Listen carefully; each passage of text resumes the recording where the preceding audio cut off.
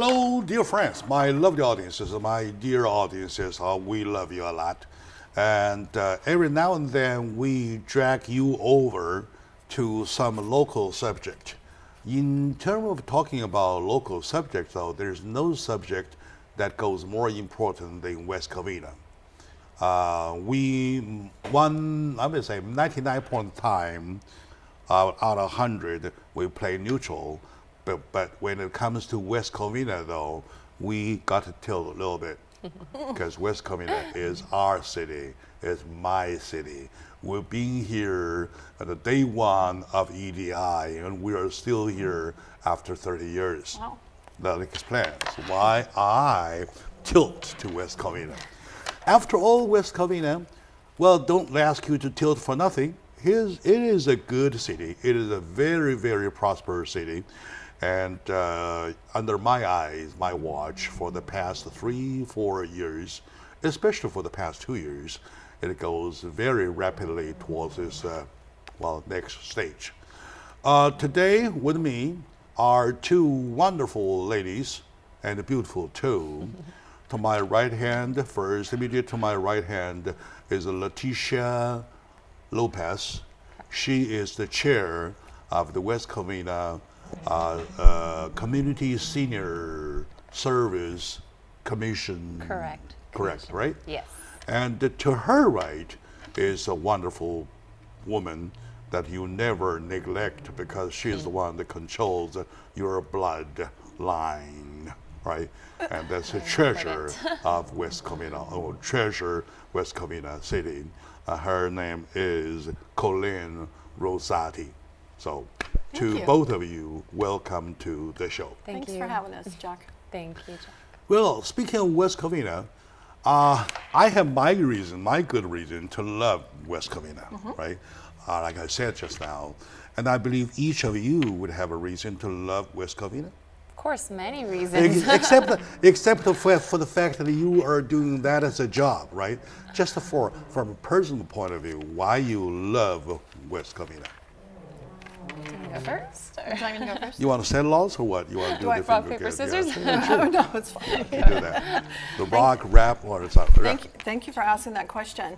As a resident of West Covina, I have grown up here. I've lived here my whole life. I'm definitely planted in the city. Not only do I live here, but I work here. Actually, across the street from where I live, at West Covina High School, I'm in education with special ed kids. I've been involved in the city since the early 2000s. I've sat on the Environmental Waste Commission, assisted in the closing of BKK. I then moved on to the Planning Commission for about 4 to 6 years, about 6 years. In fact, this project that we're in right now was one of them that I approved.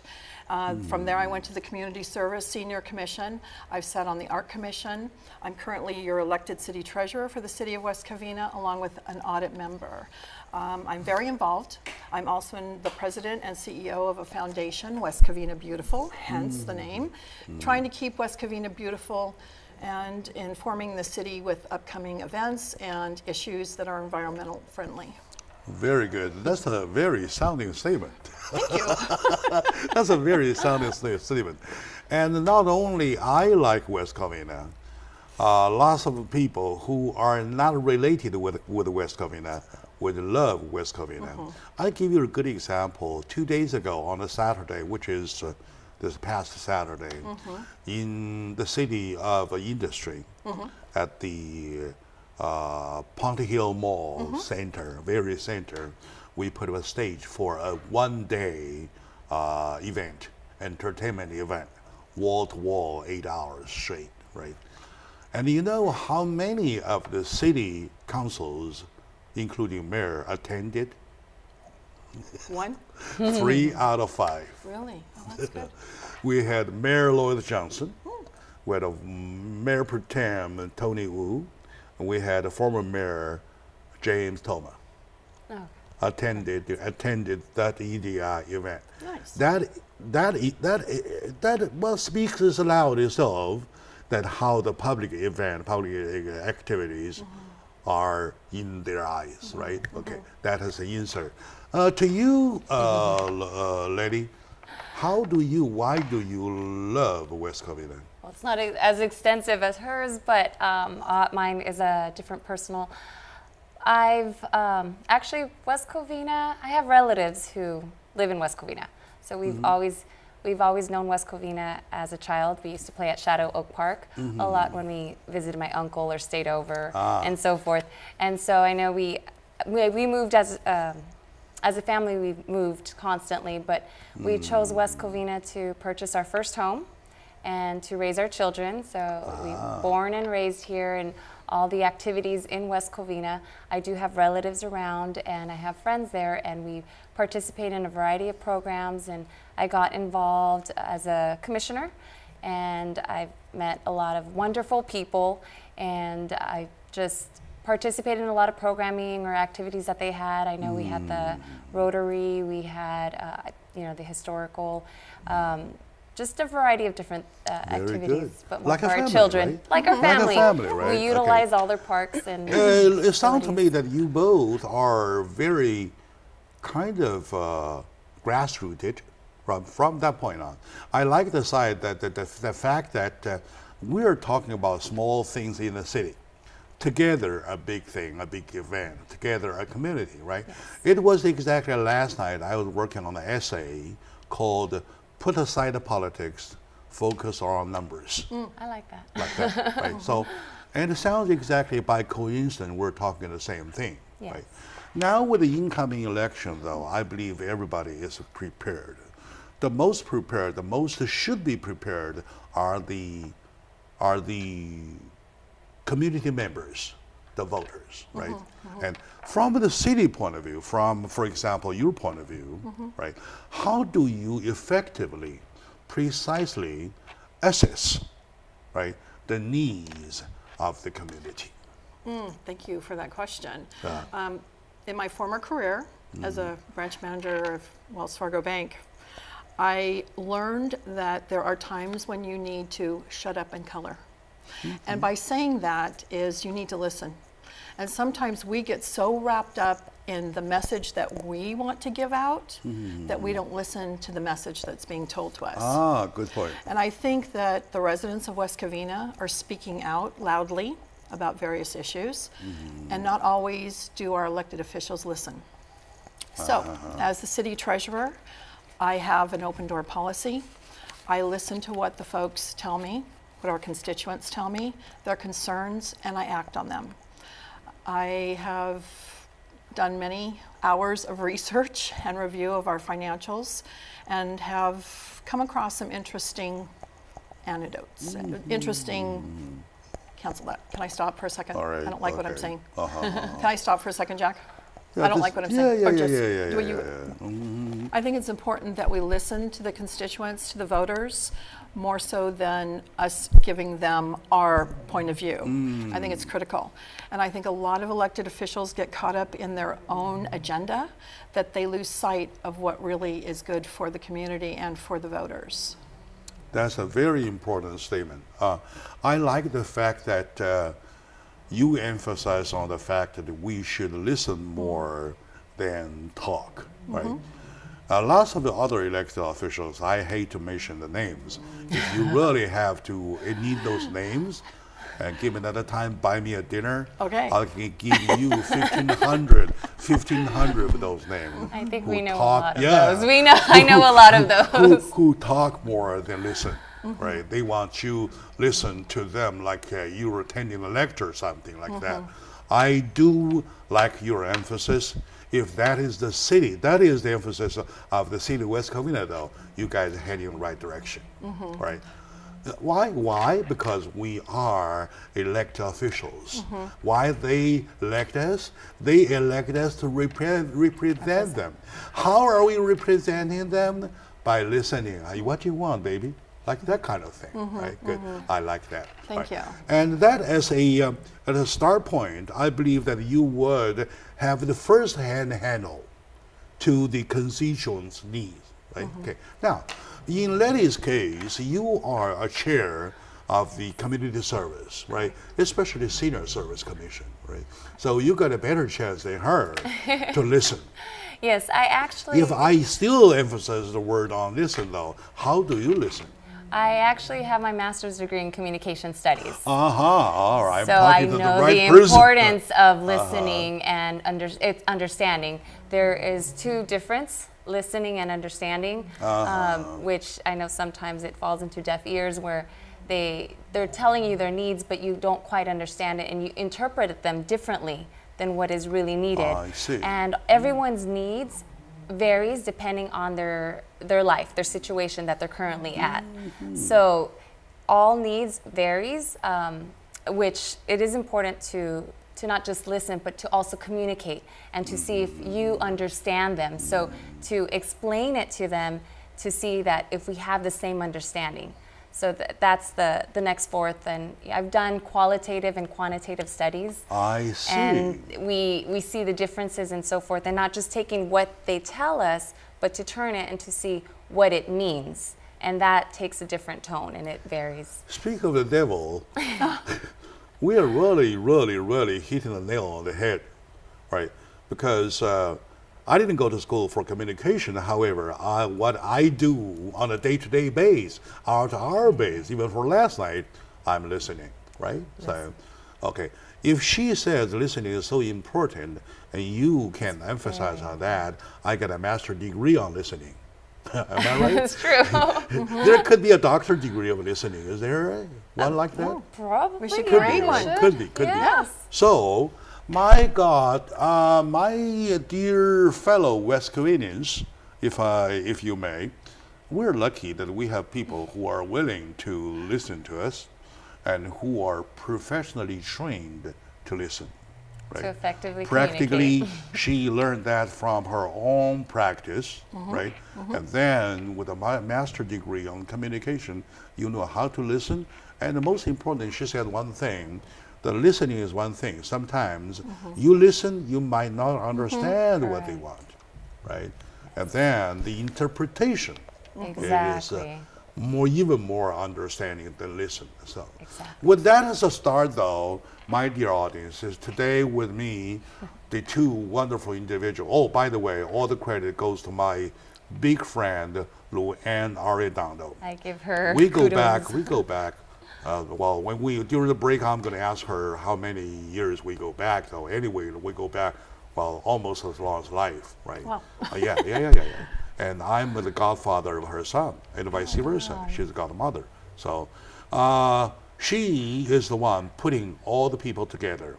And I witnessed with my own eyes during the years how much she has done in this whole area. Oh, yeah, she's done a lot. And she was the commissioner for public service. She had recently resigned because her incoming governorship of Rotary is coming. So anyway, that's a loss to West Covina. But no, not a loss. You guys are here today, right? Okay. Anyway, as a good start for the first segment, in a conversation with Letty and with my friend Colleen, we touched base about West Covina for the preparation for the incoming election. We take a little break. We will be right back, please.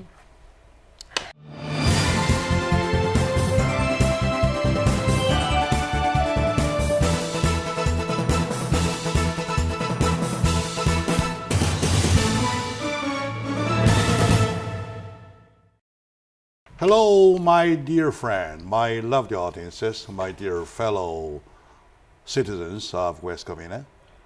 Welcome back to the show. Jack Chow on the East West Show with J&E TV. Today is a special moment. We really touch base with West Covina. And the part we touch is West Covina money.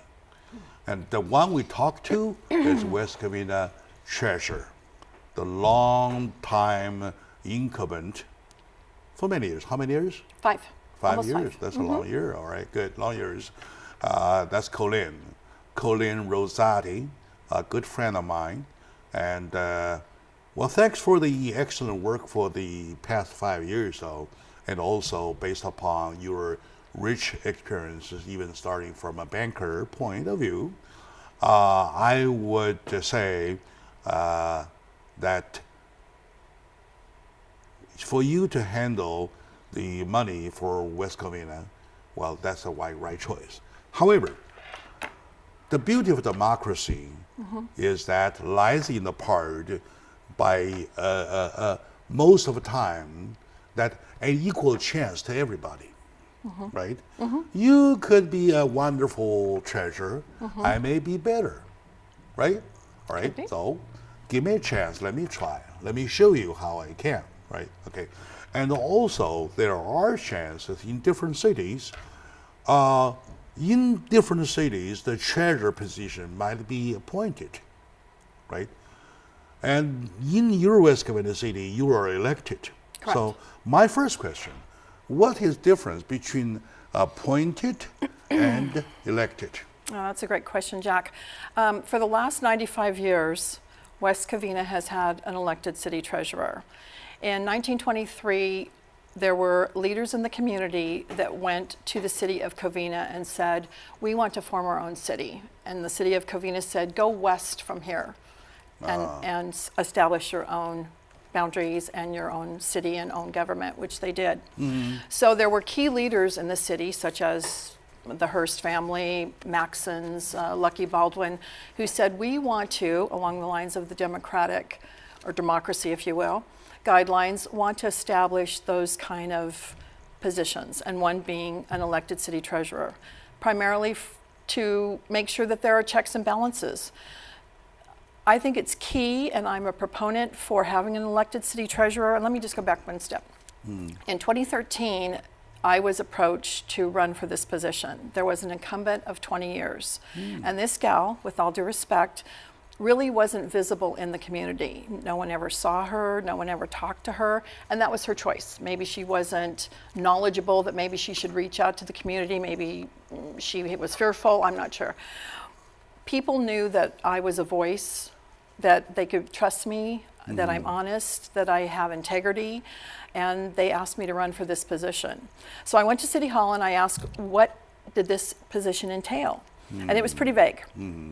So I did some research and I found that primarily the role of the elected city treasurer is to look over the investments, to make sure that there is safety, liquidity, and high yield. So coming from a banking background of almost 22 years, I represented a large entity and managed a portfolio of 57 million. That's my cup of tea. My cup of tea. I do have a degree, and it's in business. Sure. But most importantly, I felt that I needed to get involved and bring some exposure to our financial situation and the crisis that I could see that we were going in. Sure. And over the last 5 years, I think I've done that. I think that people are comfortable enough to reach out to me and ask those questions. I, in turn, ask those hard questions of city staff and the city council. I've tried to make people accountable and bring attention to issues that maybe are concerning to the public and the shareholders and businesses alike.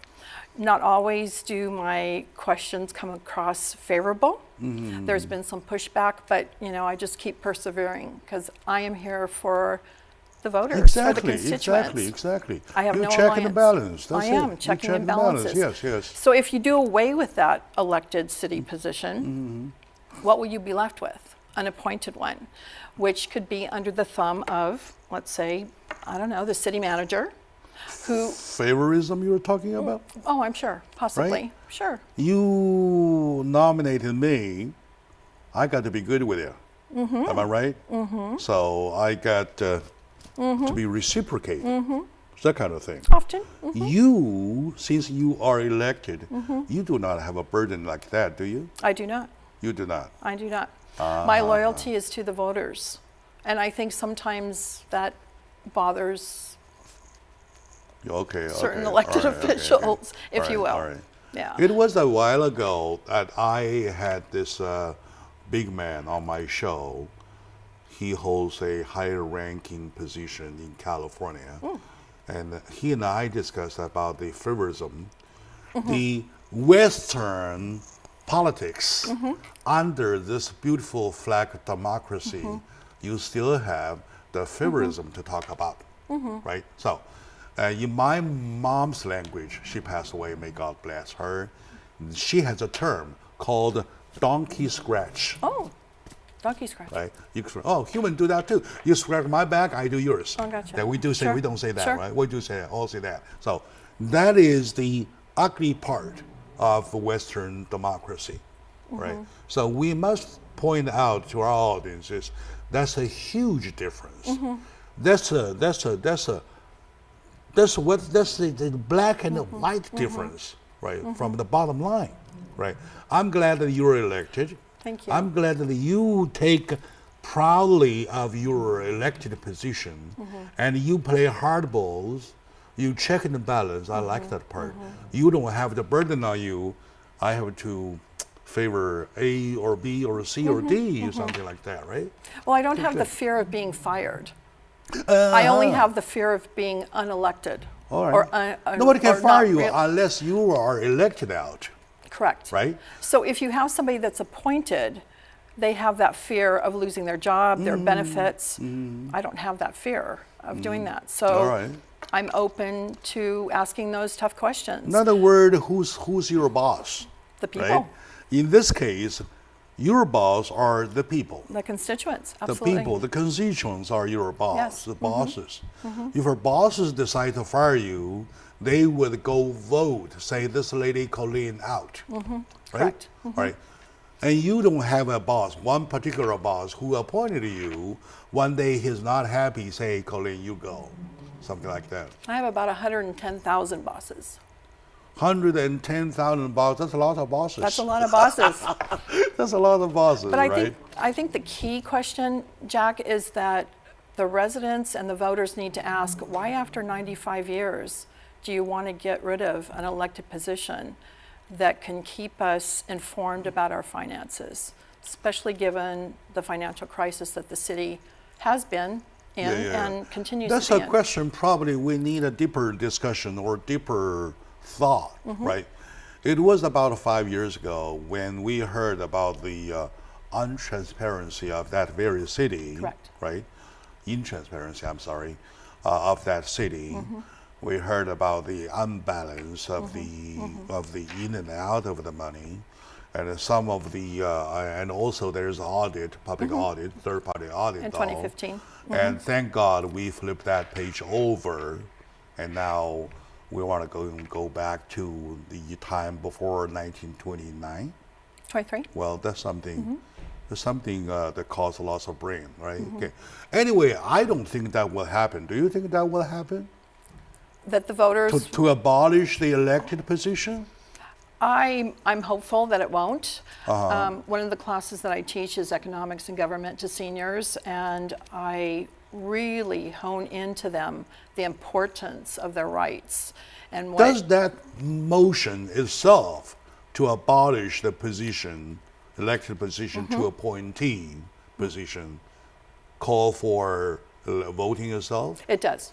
It does, right? Yes, it does. All right, all right. It And does. then let your boss will decide. My- Your all- 120,000 bosses will decide. Don't worry about it.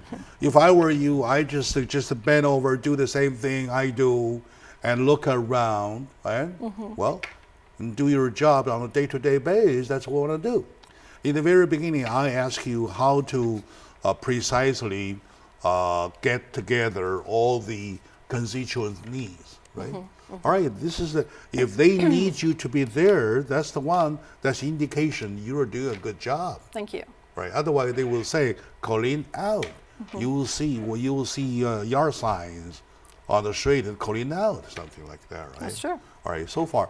All right, my dear friend, today I really want to get my hands, not my hands, my attention.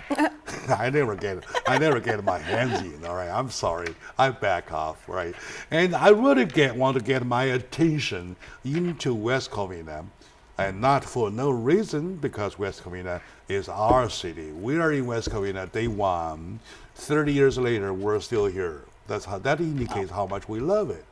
And a few years ago, like 5 years ago, we heard about the unhappy news about the city in transparency, the budget, and later the audit. Though we did worry a lot. Right now, we feel better. And the 5 years, and especially the last 2 years, when we look around, we see lots of things, right? Good. Thank you, Colleen, for letting out this much information. Thank you for your confidence, and I wish you good luck. Oh, you're going to come back at the very end, though. And let's take a short moment out. When we come back, we bring Letitia here to continue to talk about her chairship of the community service, senior service, right? So we'll be back.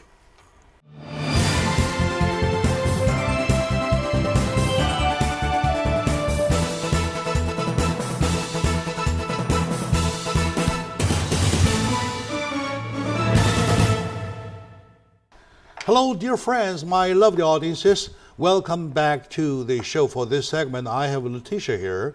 Letty is the chair for Community Senior Service Commission, and it looks that the city pays a lot of attention to the word senior, to the fact senior.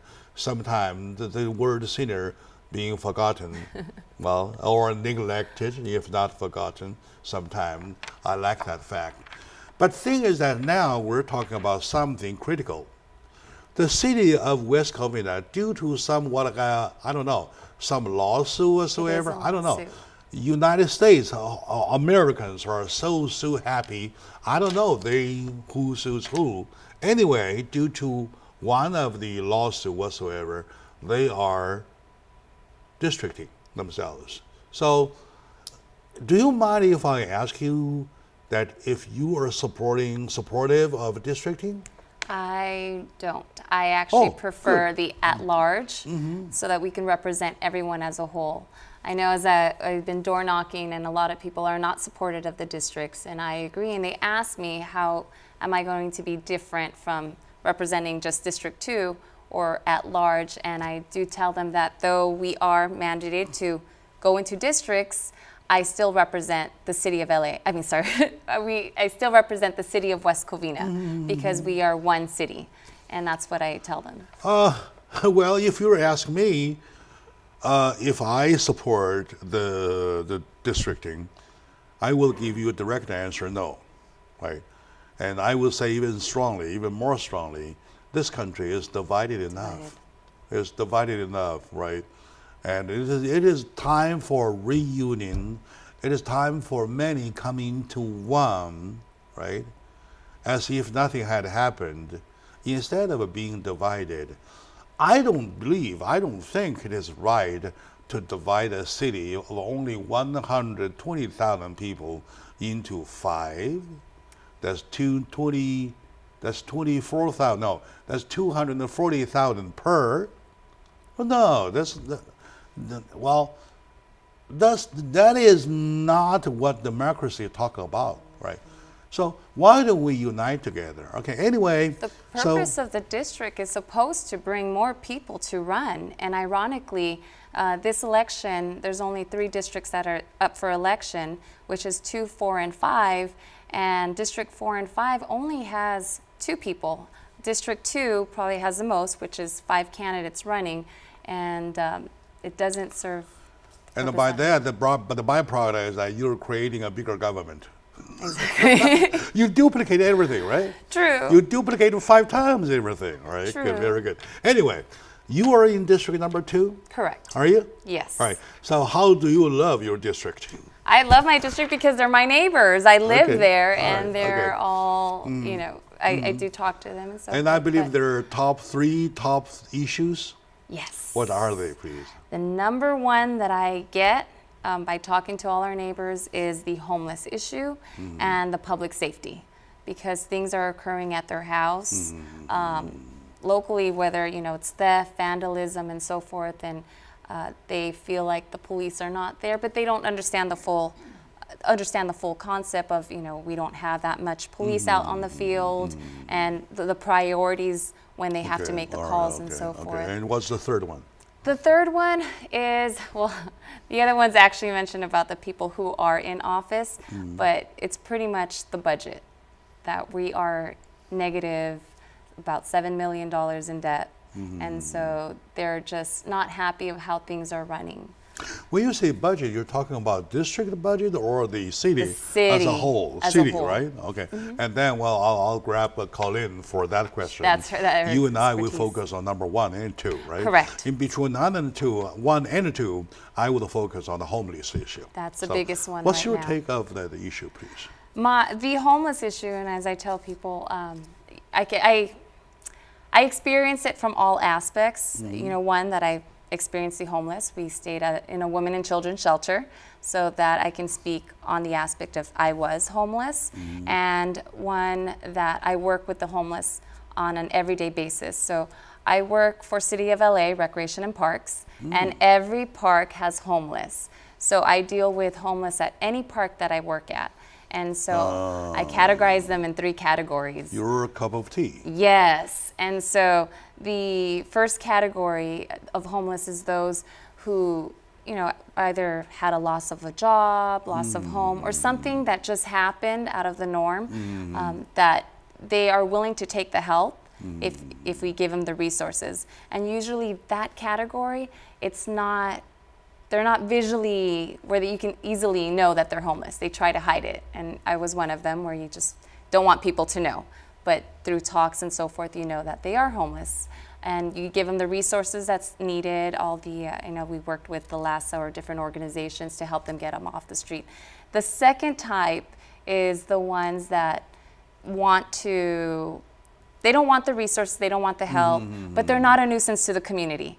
And, you know, they would continue going back and forth, but they'll work with us. So at the parks that I've worked at, you know, if I tell them, I have a banquet outside, they'll say, okay, let me quickly clean up, leave, and then they'll just come back and so forth. But the third type, which our city is complaining about, is the vagrant homeless. The ones, you know, who leaves a mess, the needles, the drugs, the harassment. They're the ones that, you know, have a big complaint. The one who enjoy the nomadic type Yes. lifestyle, right? And they've been posting on, you know, the buzz, Okay. on the social media, that they're actually in their household, on their driveways, and we do understand that they have rights, but residents are now complaining, well, we have rights too, and we do have rights. First of all, to share with you, with my audience, is I'm a writer myself. Okay. Right? With a writer's mind, I pay lots of attention to the homeless issue. Yes. It is a heart issue. It is a moral issue. It is a bottom line issue. For society, whichever, I don't care how advanced you are, how big you are, how rich you are, as long as you have the homeless problems, it is a problem. And you can't eradicate it. It's It is throughout a history. Yeah, is it right? Yes. Okay. It's like a wood bucket, right? With the panels of the wood. Yeah. Well, as how much water it can hold, it's not the tallest panels decide, it's the lowest one decide, right? Yes. So if you can't help with your lowest part though, and you have a big problem. This is number one. Number two, I do agree with your analysis of the 3 categories. First, the ones who tumbled over something during their life, unfortunately, and they never had a chance to stand up on their feet again. They need the help. Yeah, had there been given a chance, they would be back on their feet again. Of course. Right? I like that. And the second part, those kind of like easygoing people who, I don't care that They're much. I okay. don't have that much. But they're still good guys. They're still They may good. steal a little bit. They may do some misdemeanors here and there. Right? These are, well, if you give them an exchange for a better life, though, they will probably go for it. And the second category, what I've experienced is some of them have some mental illnesses that don't want the help, and they help us in other ways where people might not find that as a norm. I had one. They say, let's do a banquet. They start helping you. Yeah, they'll help or they'll clean up. I mean, this might sound a little too, grossed out for some people, but I've had one where we worked. He's still currently homeless, but. When there was a gentleman, when I used to work near USC Hospital, there was a gentleman on their wheelchair. He smeared feces all over the men's restroom inside. And after hours, I don't have maintenance, it's just myself to clean that. So the homeless gentleman, he decides I'm going to go ahead and clean it. I'm giving him clean paper towels, and he said, no. He goes through the trash can and gets those paper towels. I'm like, no, here. But he cleaned the whole restroom, and he takes care of the park. So and when he good people, sleeps there, good he people, tells me what's good going people, on. yeah, So they're good. people. Yeah. And relatively, they are easier to deal with. Yes. The most hard to deal is the group number 3. Vagrant, the category homeless, number 3. yes. They refused help. Yes. Right? They want to go But it's where you criminal. point to. They're criminals, they are addict, right?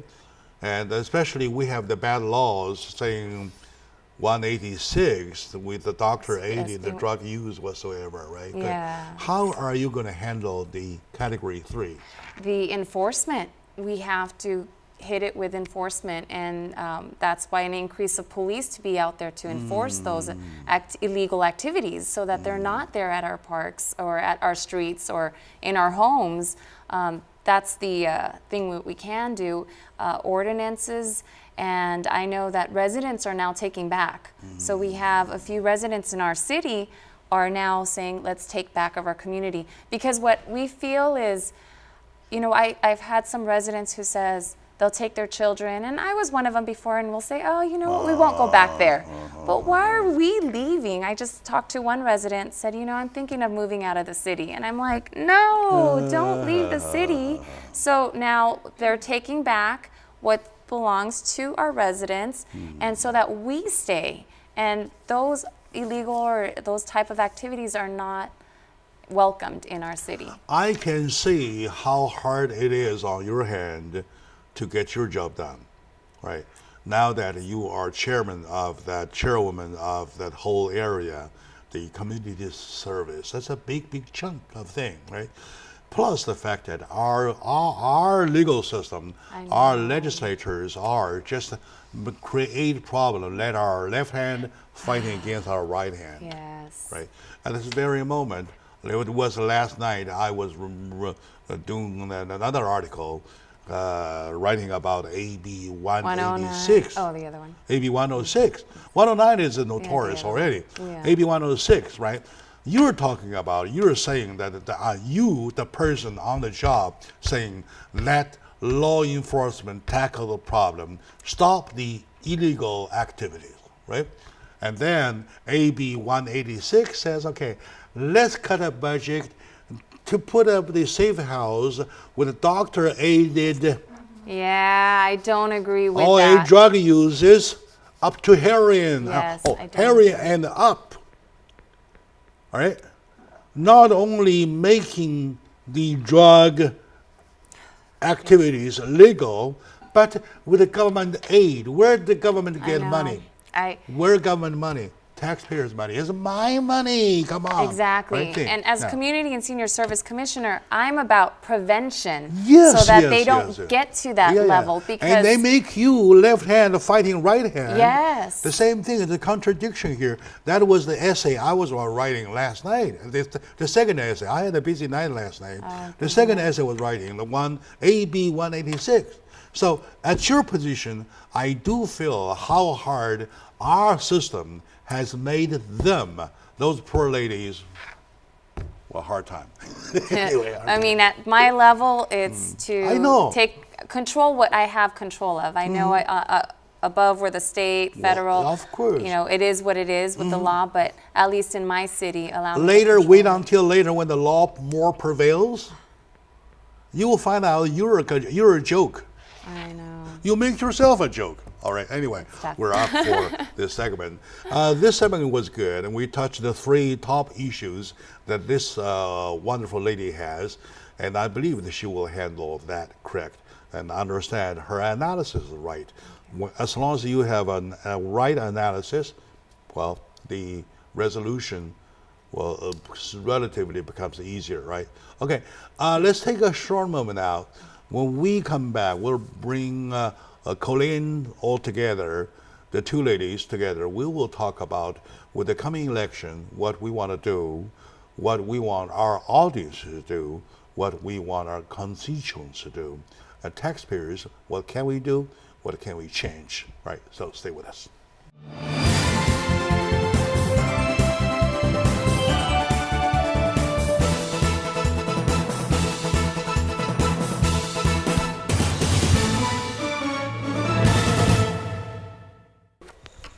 Action. Hello, dear friends, my lovely audience. As you can see today, I'm going crazy. I have these two ladies take turns. I check one by one about how they want to deal with the California, beautiful city, West Covina. With me, I have Colleen. She's the treasurer of West Covina for 5 years. And she has put up for 5 years of glorious time servicing the great city. And if I quote from her, she says, "I look around, whatever. I don't care. I'm not afraid of controversy whatsoever. I just want to make things right, right? The money is spent in the right way. Numbers are capped. Goals are touched, or something like that." Okay. Now, with my friend Letitia. She is the commissioner chair. She is the chair of the Community Senior Service Commission, right? And I can see tougher job she is handling. And I wish I could handle her part. Money, I'm not saying money is relatively easier.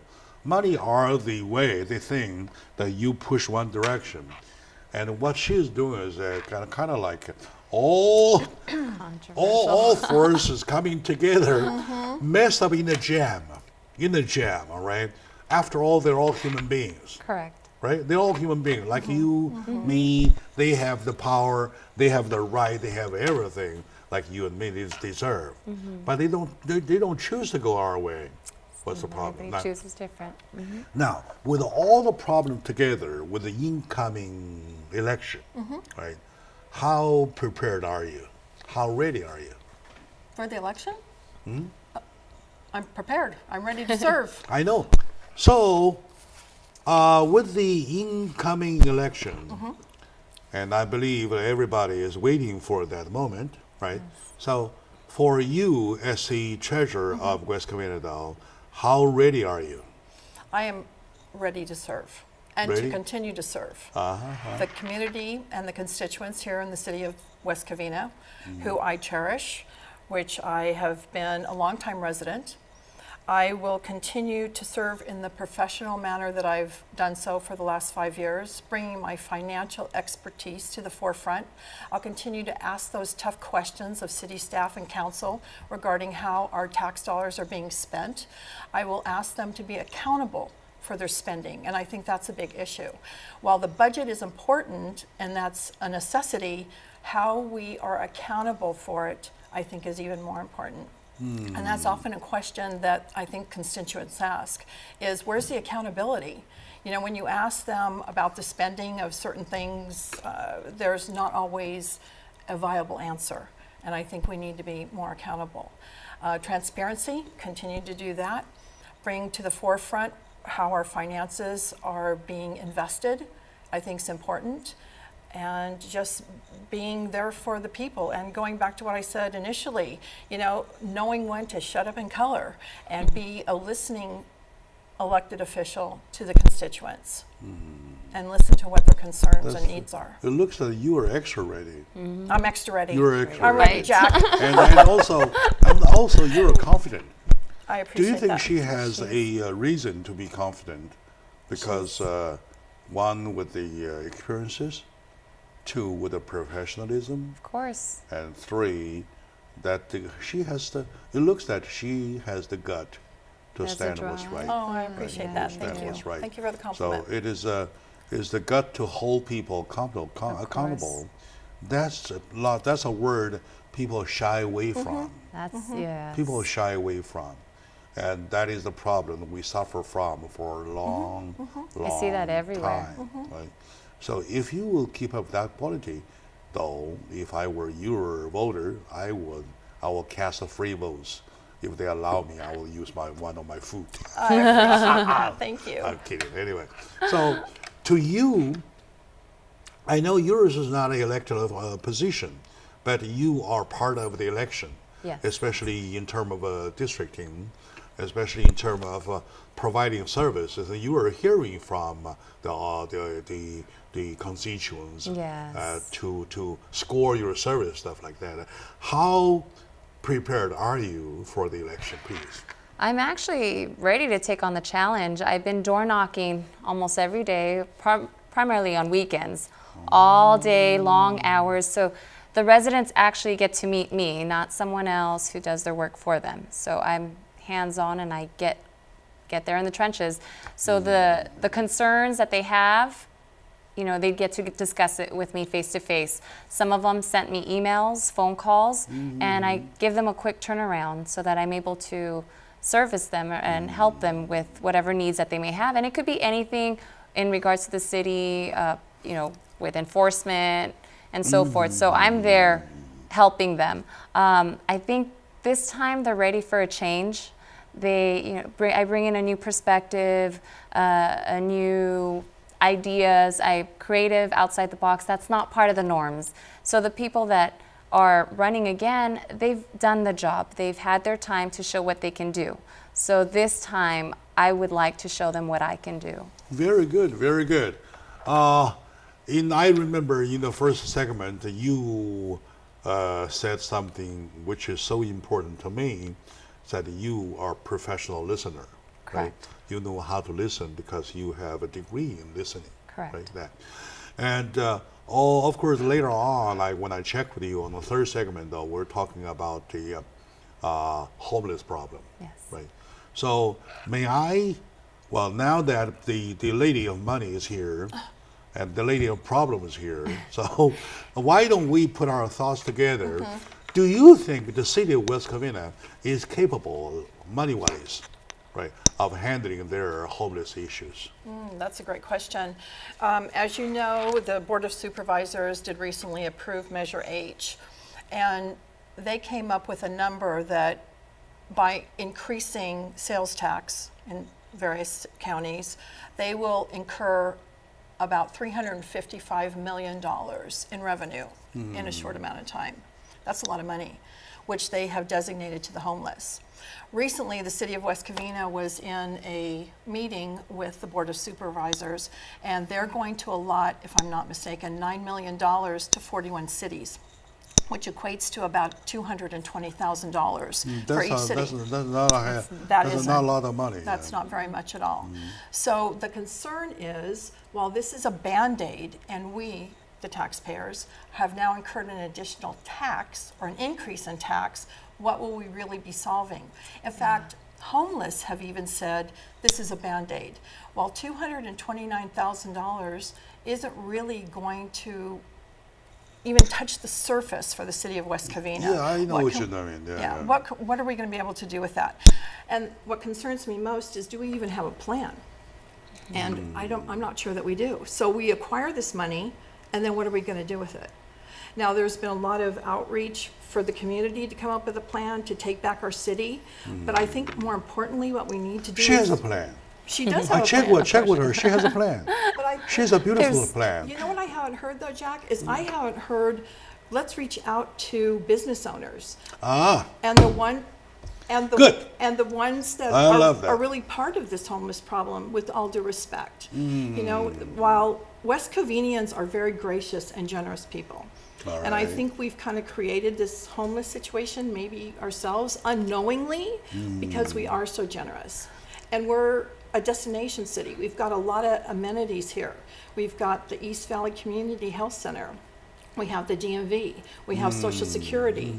We have the unemployment office. All right. We are a one-stop shop, if you will. Yeah. So we have clean streets. We have public safety. Why wouldn't, with all due respect, homeless people want to resident here? We've actually did involve the businesses.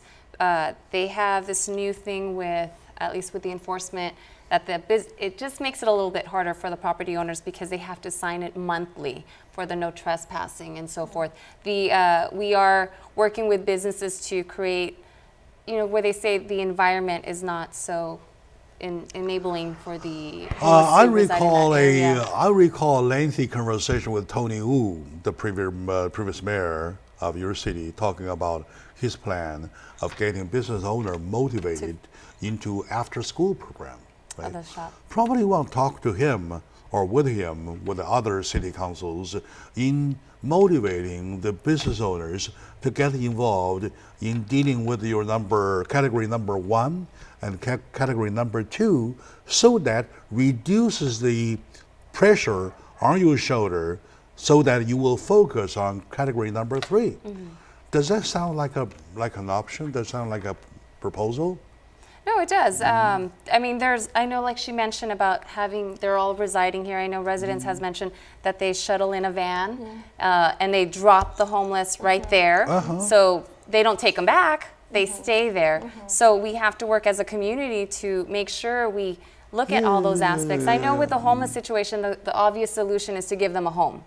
And I know all these resources don't allow that, which in turns to like affordable housing and so forth. So there's more, it involves a lot of different things, not just the situation. There's a lot of things that affects them. I'm talking about you have 3 altogether just to kind of mixed up, right?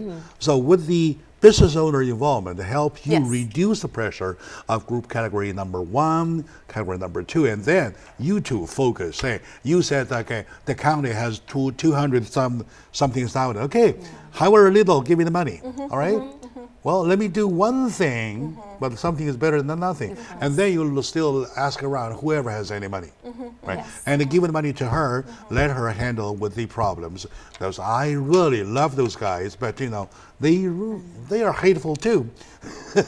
Well, they refuse to get the help. Get the Right. services. Well, probably want to put up a model or something for them to follow whatsoever. Okay. And my audiences, okay, understand one thing, that my audiences are mostly your constituents, right? When they listen to your thoughts though, they see, oh, this lady is great. I probably want to give her my vote. And this lady is great, I want to give her. So we are not doing it for nothing. We let them know, we'll open our mind, okay? Lady, here is the lady, this is what I think, okay? Colleen, this is what I think. So that your constituents would have a first-hand information about you. So, and I like her part. The part I like her is that she has the gut to stand up for what's right, right? And then your part though, your analysis of 3 categories make lots of sense. And then together, well, next thing we probably get Tony Wu, we get Mike Pence, and everybody here to sit up for a meeting to resolve the problem. And then you bring your thought to the audience, say, hey, you like it or not. Yeah. So That's, sounds the good, plan right? is supposed to be open up to the community because the community actually has great ideas that can implement it, and it could be a stronger plan, a stronger idea. So that's the very intention. good. That's very good.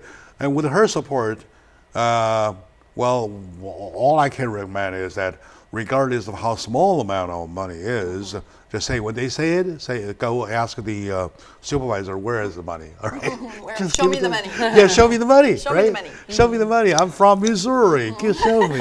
All right, something like that. And well, then business owners, they can offer jobs, conventional jobs, Yeah, we thought of or vocational jobs. that aspect too, where we can have a program that for it's like homeless to work program, and those were part of the ideas that we kind of wanted to implement because I know one of the homeless that I spoke to in West Covina, she said she cleaned the streets and had some of the city pay her for that just to something.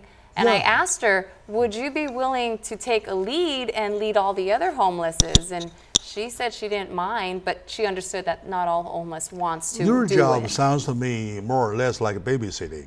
In this end, it sounds babysitting. You probably want to lead them into the habit of loving themselves, Yes. right? They've been kind of out of the ordinary for quite so long. They don't even shave. They don't care about whatsoever, and self-esteem. I think Yeah. you help bring them back. And so I believe the city of West Covina, with you, with this 2 beautiful ladies, things will get better. Thank you. Right. We're way over time. Still, I want to give you 30 seconds. To wrap it up. How about that? Oh. Okay, well, first of all, thank you, Jack, for having me. I sincerely Yeah, say it to appreciate your audience, please. First of all, thank you for having me. And I hope on November 6th, the residents go out and vote. It's your right, it's your privilege. Don't let Measure T take away from your right to vote. Keep the city treasurer an elected position. Keep those checks and balances, transparency live. Do not have an appointed city treasurer. I sincerely appreciate your time. I hope you will remember to vote for Colleen Rosati, your current city treasurer, and I'll continue to do the job. I'll ask those tough questions. I will be there to support all the residents of West Covina. So thank you. And vote yes on proposition number 6. Yes. The gas bill. No on Measure T and yes All on right. Jack's. All right, very good. And your 30 seconds, please. Hi, my name's Letty Lopez, and just to let you know, in District 2, there are only 5,400 households, but only 1,100 who vote. So go ahead and register to vote before October 22nd, and you could vote by mail or vote on November 6th. If you don't know where you reside in or what district you reside in, most residents don't, so it's okay. Just go to the City of West Covina website, and you can find your district, type in your address, and you can know which district you reside in so you can vote for that. So go ahead, and if you have questions, email or anything, go ahead and feel free to email me at lettylopezwestcovina@gmail.com, and I look forward to serving you. Thank you very much, and thank you. All right, that wraps up. My dear friends, thank you for watching. And to these two beautiful ladies, thank you for sharing. Thank you.